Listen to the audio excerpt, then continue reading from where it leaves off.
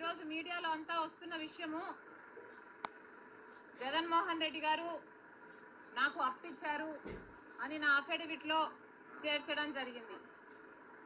Just for clarification sake, సమాజంలో నిజానికి ఏ చెల్లెలికైనా తన ఆస్తిలో తన వాటా ఏ అన్నైనా తనకు ఇచ్చేయాలి. ఎందుకంటే అది ఆడబిడ్డ హక్కు. ఇయ్యాల్సిన బాధ్యత అన్నకుంటుంది. మేనమామగా కూడా అది ఒక బాధ్యత.